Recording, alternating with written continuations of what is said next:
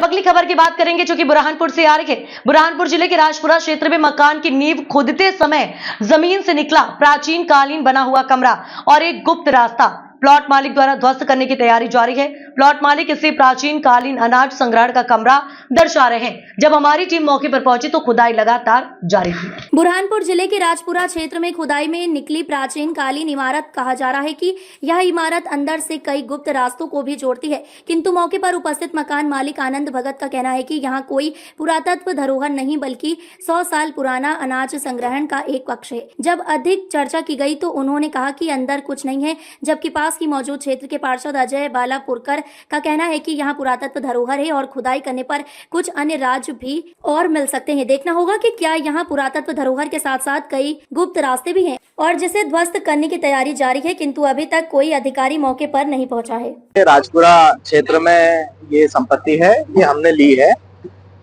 इसमें खुदाई डाउन करने के दौरान एक पीओ निकला है।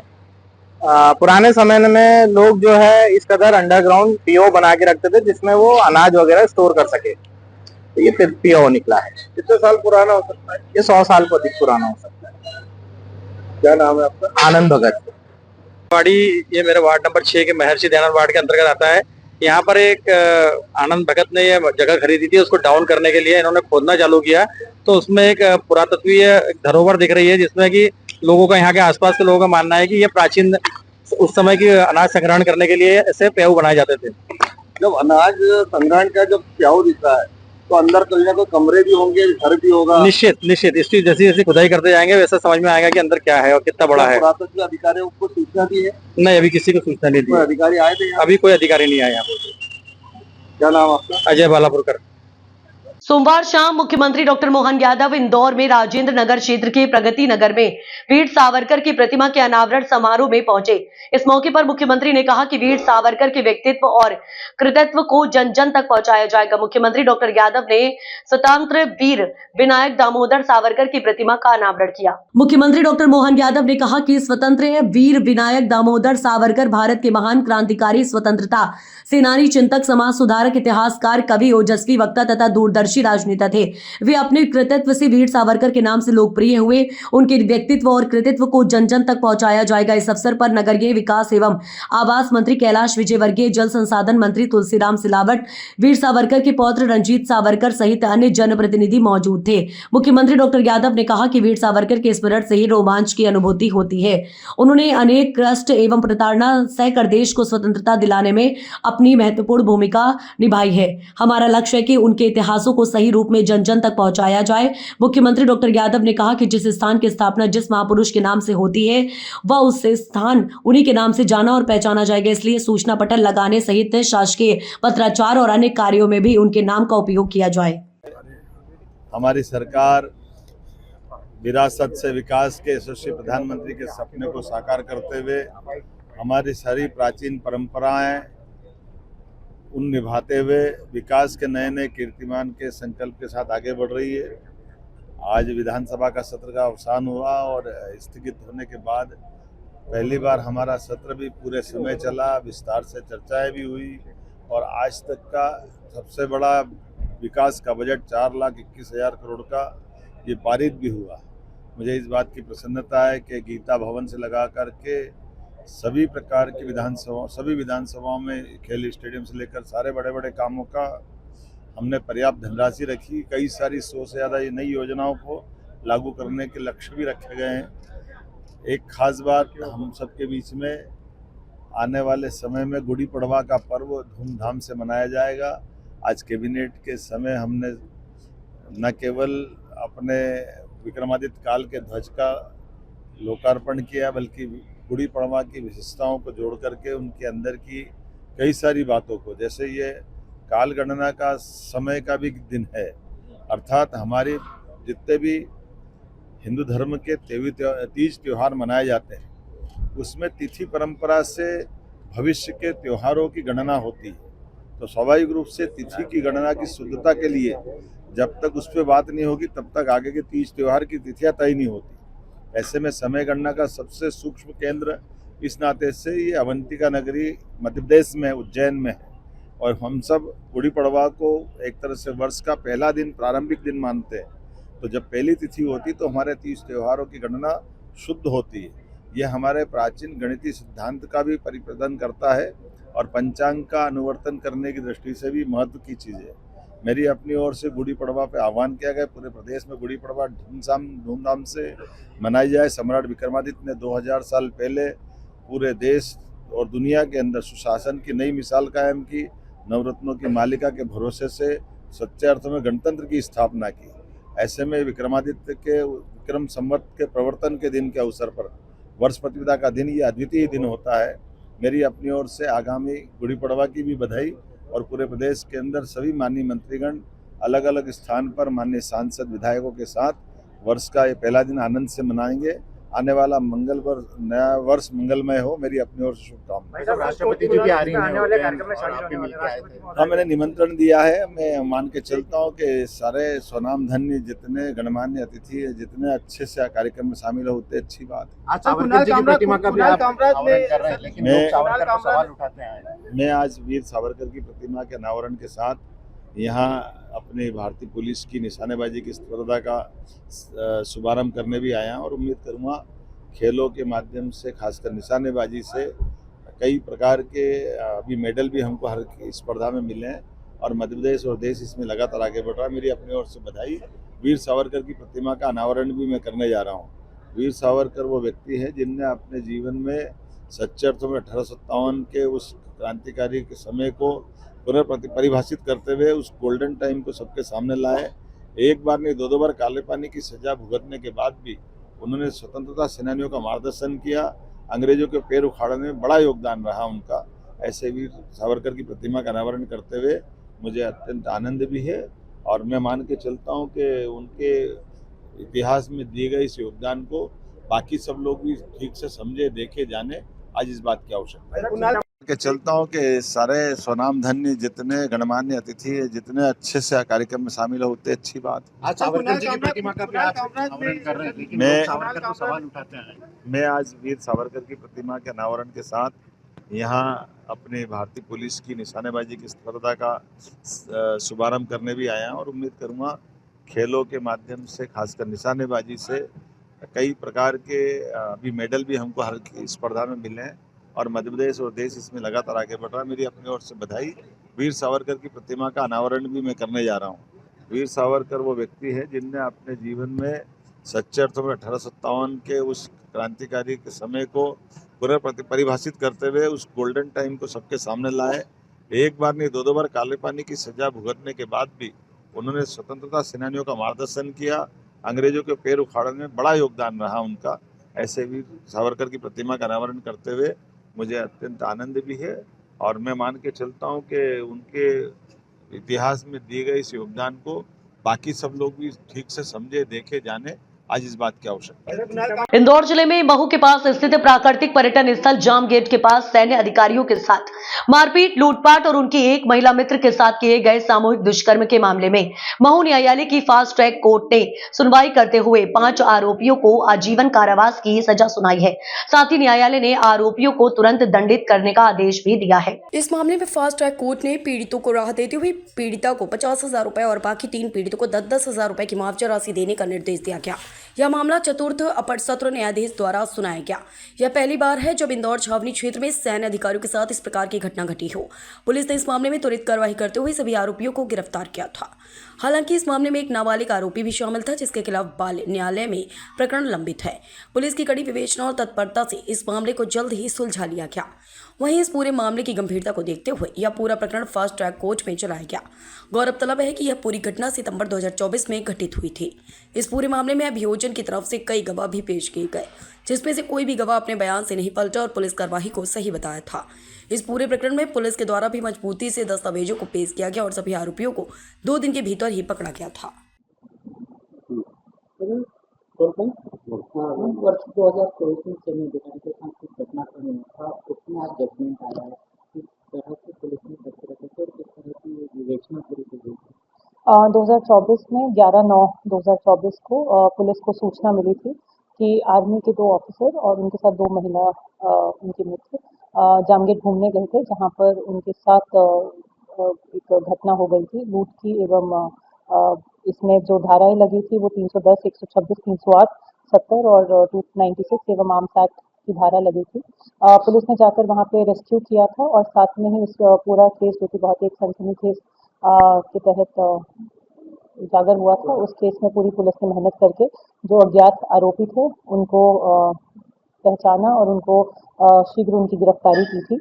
और इसमें पुलिस ने 1 महीने के भीतर ही इसमें चार्जशीट फाइल की थी कोर्ट में, जिसके बाद आज 5 महीने के अंदर ही इसमें जजमेंट आ गई है और जिसमें 5 आरोपी जो हैं उनको आजीवन कारावास की सजा मिली है। सभी 5 आरोपियों को शेष प्राकृत जीवन के लिए आजीवन कारावास की सजा मिली है। साथ में ही इसमें इनको अर्थदंड से भी दंडित किया गया है। इस केस में पुलिस ने काफ़ी मेहनत की है और लगातार सभी विक्टिम से लगातार बात करके, क्योंकि विक्टिम्स अलग अलग जगहों में रहते थे, उन सबसे लगातार बात करके संपर्क करके उन लोगों की जल्दी उनकी गवाही करवाई है और इसको बहुत ही जल्दी इसमें जो है वो जजमेंट आई है 5 महीने के अंदर। खाचरोड जनपद अध्यक्ष कुंवर पृथ्वीराज सिंह भुवासा ने मुख्यमंत्री व कलेक्टर को पत्र लिखकर जनहित में अनुरोध किया है कि खाचरोड विकासखंड के अंतर्गत जल निगम नर्मदा गंभीर परियोजना के अंतर्गत दर्जन भर गांव में पाइपलाइन बिछाने एवं सीमेंट की टंकियों का निर्माण करने हेतु निर्माण एजेंसी द्वारा कार्य किया जा रहा है। पवार ने बताया है कि कार्य एजेंसी द्वारा जो कार्य किया जा रहा है वह इतना घटिया एवं टंकी के पास जो गार्ड रूम निर्माण कार्य हो रहा है उसमें सीमेंट में और गिट्टी में मिट्टी की मात्रा बहुतायत मात्रा में है। गांव में पाइपलाइन बिछाने के लिए खोदी जा रही नाली का समतलीकरण और पुनः सीमेंट कंक्रीट रोड नहीं बनाए जाने से गांव के हर एक व्यक्ति को आवागमन में काफी कठिनाइयों का सामना करना पड़ रहा है। वहीं पाइपलाइन बिछाने के लिए 1 मीटर गहरी नाली खोदने का एस्टीमेट अनुरूप प्रावधान है, लेकिन कार्य एजेंसी द्वारा 1 से 1.5 फीट नाली खोदकर ही पाइपलाइन बिछाई जा रही है। अध्यक्ष पवार ने पत्र में जिन गांवों में जल निगम का कार्य चल रहा है उन गांव का निरीक्षण किया। उनमें सेकड़ी, सुल्तानपुर, लुहारी, मगदनी, गेड़ावदा, सनासला, तीपाखेड़ी, लोह चितारा, सरवना, ब्रह्मखेड़ी, खुर्द, लसूड़िया, तर, बनबनी, मकला आदि है। इन गाँव में स्वीकृति एस्टीमेट नक्शे अनुरूप कार्य एजेंसी द्वारा कार्य नहीं किया जा रहा है। साथ ही पाइपलाइन के लिए खोदी जा रही डामरीकृत सड़कें व सीमेंट रोड को मनमाने तरीके से खोदकर गांव की सुंदर सड़कों का बेरूपापन किया जा रहा है। यहां तक कि डामरीकृत सड़कों व सीमेंट रोडों के शोल्डर तक खोद दिए गए हैं। खोदी गई सड़कों की मरम्मत होना भी बड़ा मुश्किल है। संबंधित गांव के सरपंच विरम गुज्जर, प्रवीण सिंह संडावदा तथा नरेंद्र पटेल सेकड़ी सुल्तानपुर ने कार्य एजेंसी से इस विषय में चर्चा की तो एजेंसी ने टूटी सड़कों की मरम्मत करने की बजाय दादागिरी की।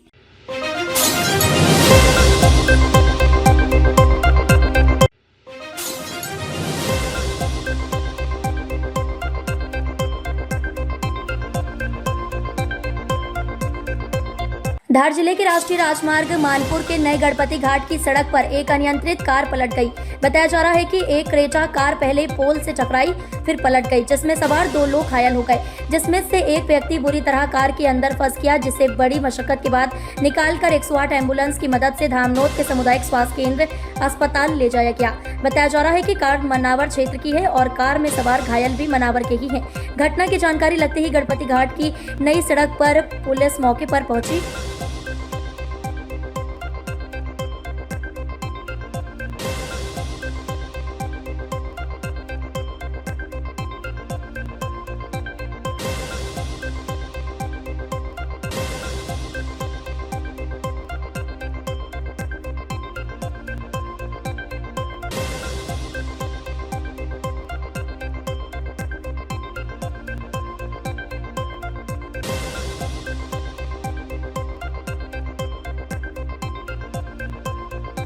इंदौर में stand up comedian Kunal Kamra द्वारा महाराष्ट्र के उप मुख्यमंत्री एकनाथ शिंदे पर की गई टिप्पणी के बाद विरोध के स्वर इंदौर में भी दिखाई दिए।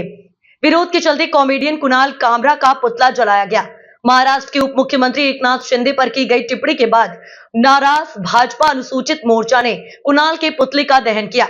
कुणाल कामरा ने अपने शो के दौरान एकनाथ शिंदे पर गाना गाकर शिवसेना पर टिप्पणी भी की थी। इसी के विरोध के चलते इंदौर के टावर चौराहे पर प्रदर्शन भी किया गया। भाजपा अनुसूचित मोर्चा ने किया पुतला दहन। कार्यकर्ताओं ने नारेबाजी करते हुए माफी मांगने की रखी मांग। विरोध कर रहे कार्यकर्ताओं ने कुणाल कामरा को इंदौर आमंत्रित किया है और उन्हें इंदौर आने पर अपमानित करने की बात कही है।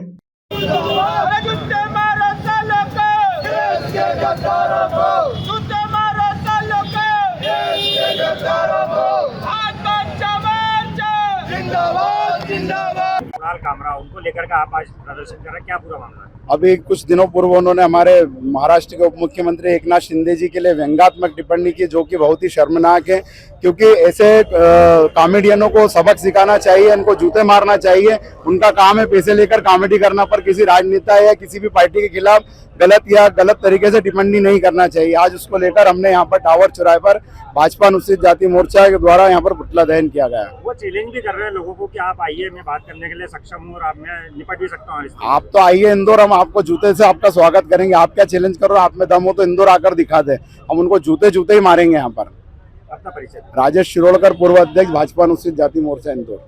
जैन धर्म के प्रथम तीर्थकर श्री आदिनाथ भगवान के जन्म और दीक्षा कल्याणक के दिवस चैत्र मास की अष्टमी के दिन से शुरू होने वाला 13 माह का कठिन तप, जिसे वर्षी तप कहा जाता है।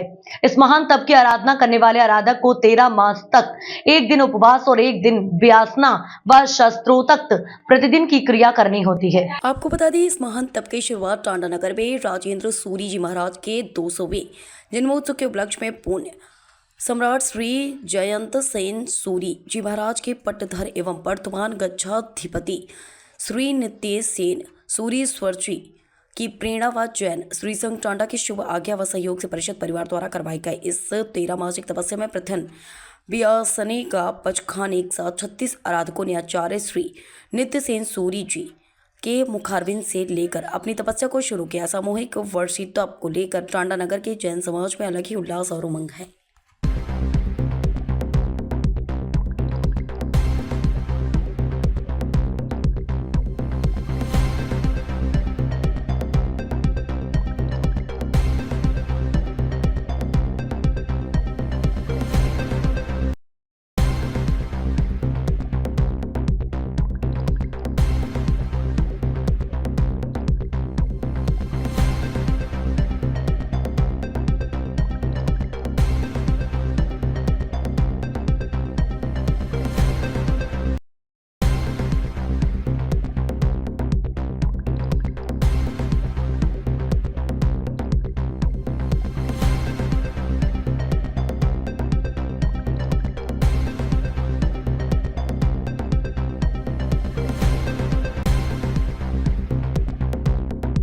मंदसौर जिले के नारायणगढ़ थाना क्षेत्र के झारड़ा चौकी के अंतर्गत गोपालपुरा गांव में पुलिस ने मुखबरी की सूचना पर कार्रवाई करते हुए गांव के किसान के खेत पर दबिश दी। यहां पुलिस ने चिया और मक्का की फसल के बीच अवैध रूप से अफीम की खेती की जा रही थी, जिस नारायणगढ़ पुलिस ने रात्रि में कार्यवाही करते हुए सादाराम तेजाजी बंजारा के घर के पीछे खेत में अवैध रूप से बो रखी अफीम की फसल जब्त की है।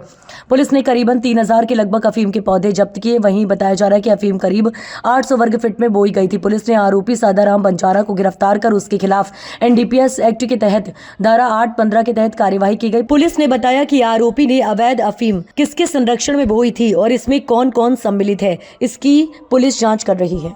नारायणगढ़ के चौकी झाड़ा के ग्राम गोपालपुरा की घटना है। यहाँ पर पुलिस को मुखबिर द्वारा सूचना मिली थी, एक व्यक्ति द्वारा अवैध रूप से अफीम की खेती की जा रही है। पुलिस ने मौके पर जाकर वहाँ पर जब्ती की कार्रवाई की है। लगभग 103 किलो करीब अफीम के पौधे उसमें पुलिस द्वारा जब्त किए गए हैं। इसमें जो खेत का जो मालिक है सदाराम, उस पर के विरुद्ध कार्रवाई की जा रही है।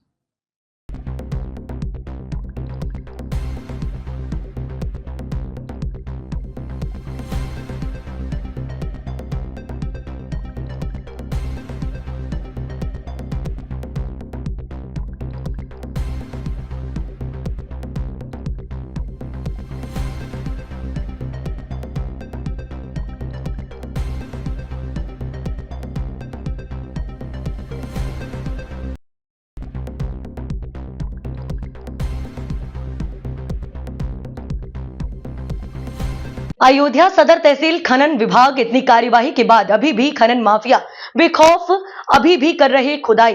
बैसिंग के बगल कान्हा गौशाला के बगल सरकारी जमीन एवं अन्य जमीन को बना रहे हैं निशाना।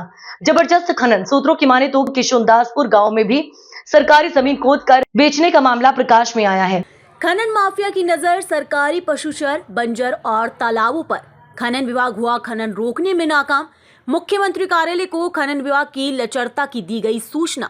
सदर तहसील के उपजिलाधिकारी विकास दुबे एवं क्षेत्र अधिकारी आशुतोष तिवारी खनन मामले में पकड़कर सीज कर चुके हैं कई वाहन। सूत्रों की माने तो अवैध खनन कराने का चल रहा सिंडिकेट उपजिलाधिकारी और क्षेत्र अधिकारी के आने जाने पर दूर से रखी जा रही है नजर। अधिकारियों के निकलते ही खनन माफियाओं को हो जाती है आने की सूचना। खनन माफियाओं के कई काम कर रहे हैं सूत्र। वहीं खनन विभाग सुस्त, खनन माफियाओं की है मौज। मुख्य सचिव के फोन पर अवगत कराया जाएगा जनपद के खनन के हालात पर। खनन विभाग अयोध्या कार्यवाही में है सुस्त।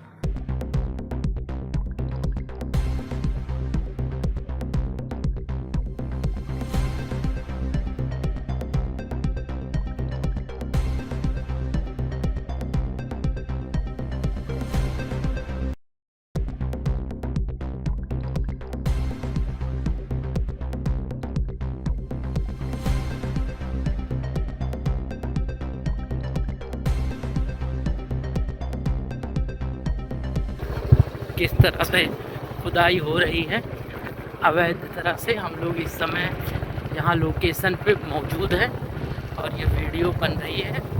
80 से ऊपर हो चुका है और खनन माफिया खुदाई किस प्रकार कर रहे हैं आप देख सकते हैं। पूरी तरह से हम आपको दिखाना चाहेंगे। ये पूरी JCB सब कुछ चल रही है।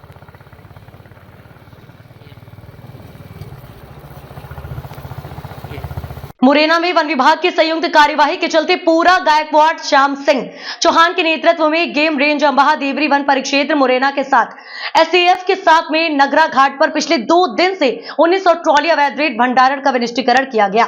JCB की सहायता से मिट्टी मिलाकर रेत को नष्ट किया गया एवं संवेदनशील घाटों को JCB की मदद से मार्गों को खोदकर अवरुद्ध किया गया। अवैध रेत उत्खनन एवं परिवहन करते हुए एक ट्रैक्टर ट्रॉली जब्त कर वैधानिक कार्यवाही की गई, जिसकी अनुमानित कीमत 5 लाख रुपए बताई गई है। वहीं रात्रिकालीन गश्त के दौरान पोहरसा के पास अवैध लकड़ी कटाई परिवहन करते हुए एक ट्रैक्टर ट्रॉली को जब्त कर उस पर भी वैधानिक कार्यवाही की गई है। अवैध लकड़ी ले जाते हुए ट्रैक्टर पर वन परिक्षेत्र मुरैना द्वारा कार्यवाही की गई है।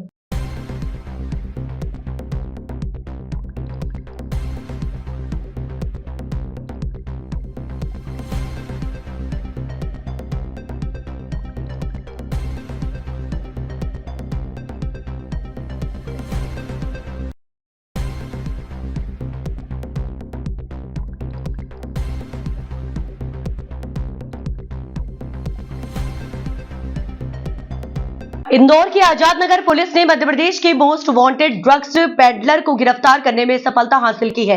आरोपी गुजरात ATS और भोपाल क्राइम ब्रांच के अलावा आजाद नगर क्षेत्र से भी फरार चल रहा था। वहीं आरोपी पर भोपाल क्राइम ब्रांच द्वारा 10,000 का इनाम और आजाद नगर पुलिस द्वारा भी 10,000 के इनाम की घोषणा कर रखी थी। आरोपी पर देश भर में कुल 21 से भी अधिक अपराध दर्ज है। इसके साथ 2 अन्य आरोपियों को भी आजाद नगर पुलिस ने ड्रग्स तस्करी के मामले में गिरफ्तार किया है। पकड़े गए आरोपियों से 100 ग्राम MD ड्रग्स जिसकी कीमत 1 करोड़ रुपए बताई जा रही है। पुलिस के मुताबिक आजाद नगर पुलिस द्वारा क्षेत्र में चेकिंग की जा रही थी। इस दौरान न्यू RTO रोड लाभब रेजिडेंसी के सामने एक स्कूटर पर सवार होकर 3 व्यक्ति बैठकर आते हुए दिखाई दिए, जो कि पुलिस चेकिंग को देखकर अचानक घबरा गए और भागने लगे। संदेह होने पर पुलिस ने घेराबंदी कर आरोपियों को तत्काल पकड़ा।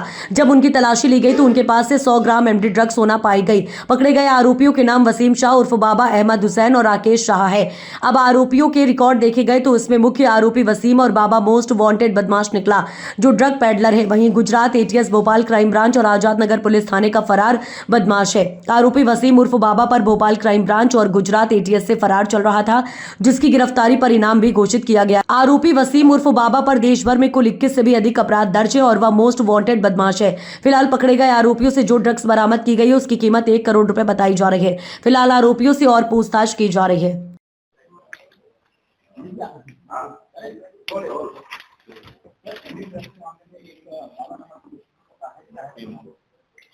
देखिए, जैसे कि आप सबको विदित है कि हमारे द्वारा लगातार जो भी NDPS के जो प्रकरण होते हैं उसके अंदर फॉरवर्ड और बैकवर्ड लिंकेजेस पर विशेषकर ध्यान दिया जा रहा है, ताकि ना केवल एक पर्टिकुलर क्राइम जो उस समय हुआ है, इसके अलावा जो पूरी सप्लाई चेन है उसको भी प्रभावित किया जा सके और इस प्रकार से मादक पदार्थ पर अंकुश लगाया जा सके। तो इसी अनुक्रम के अंदर जैसे कि थाना तेजाजी नगर में हमारे द्वारा पूर्व में कई कार्रवाई की गई, तो इन सभी के जो भी फॉरवर्ड और बैकवर्ड लिंकेज से जो हमको विगत महीने भर से जो हमको क्लूज मिले, उन सभी क्लूज के ऊपर काम करते करते साथ ही साथ जो भी हमारा टेक्निकल एनालिसिस रहता है उन सब पे काम करते हुए हमारे द्वारा कल थाना आजाद नगर के अंदर एक एनडीपीएस का प्रकरण कायम हुआ, जिसके अंदर मुख्यतः वसीम बाबा करके है, जिसके ऊपर कुल 21 अपराध है।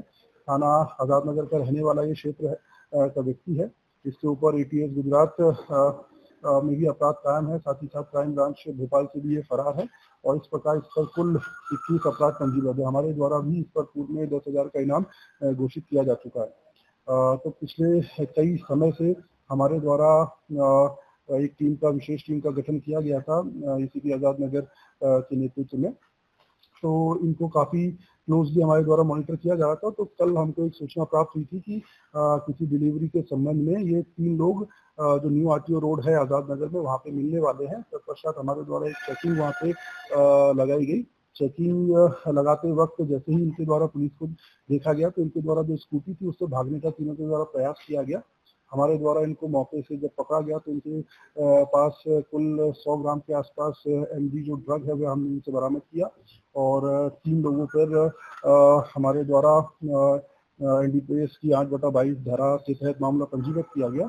इसमें जो एक व्यक्ति है वह मोहम्मद हुसैन करके है, जो मंदसौर का माल्या खेड़ी का रहने वाला है, जो बेसिकली इनको ड्रग सप्लाई करने के लिए इंदौर आया था। और जो वसीम उर्फ बाबा है वह जहाँ पर इंदौर में रह के लोकल अन्य सप्लायर्स को सप्लाई किया करता था, जिसमें से एक सप्लायर राकेश है जिसके विरुद्ध इस प्रकरण के अंदर मामला कायम है और एक को हाल ही में कुछ दिन पहले क्राइम द्वारा प्रकरण में पकड़ा जा चुका है। तो इस प्रकार हमारे द्वारा एनडीपीएस के सभी मामलों में फॉरवर्ड और बैकवर्ड लिंकेज ट्रेस किए जा रहे हैं ताकि न केवल एक पर्टिकुलर क्राइम को बल्कि समस्त जो उनकी चेन है उसको ध्वस्त किया जा सके। वहाँ पे भी इसके विरुद्ध एनडीपीएस का मामला पंजीबद्ध है, तो वहाँ से फरार चल रहा है। साथ ही साथ भोपाल से भी ये फरार चल रहा है। इसके आपराधिक रिकॉर्ड भी हमारे द्वारा प्रेस नोट में संलग्नित किए गए हैं। 700 किलोमीटर दूर जामनगर गुजरात से नाबालिग को दस्तयाब कर परिजनों के सुपुर्द किया। परिजनों के चेहरे पर लौटी खुशियां।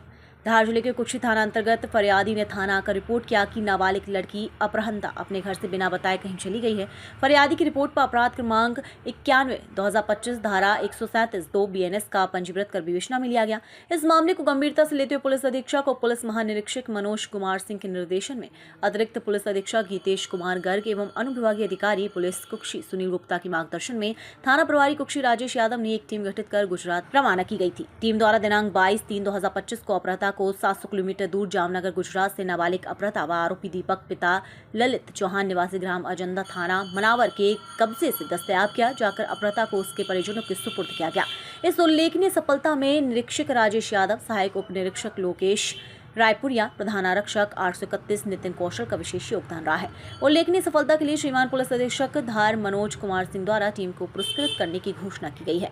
देखिए, ये अभी 1 मार्च को फरियादी ने थाना आकर रिपोर्ट दर्ज कराई थी कि उसकी जो नाबालिग बेटी है वो कहीं चली गई है।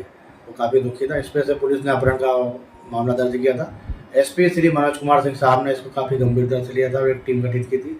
टीम ने लगातार अपने तकनीकी साक्ष्य एकत्रित की और उसके आधार पर ये जानकारी मिली कि गांव जो है अजंदा मनावर का रहने वाला लड़का है, इसके द्वारा दीपक पिता ललित चौहान अजंदा थाना मनावर ये लेके किसी उस बालिका को लेके गया। उस आधार पर लगातार इसकी तलाशी की तो इसकी लोकेशन गुजरात जामनगर होना पाई गई थी। टीम वहाँ गई थी। जामनगर में पूरी टीम ने जो कई सारी वहाँ फैक्ट्रियाँ बनी हुई है, अलग अलग फैक्ट्रियों में लगातार तलाशी की। करीब 2 दिन तक जब तलाशी की तो वहाँ पे ये बच्ची मिली है और साथ में आरोपी भी था। आरोपी को पुलिस ने अरेस्ट कर लिया है। इसमें आगे पॉक्सो एक्ट और दुष्कर्म की धारा का भी इजाफा किया गया है। आरोपी को अरेस्ट कर माननीय न्यायालय पेश किया है। इसमें इन्वेस्टिगेशन जारी है।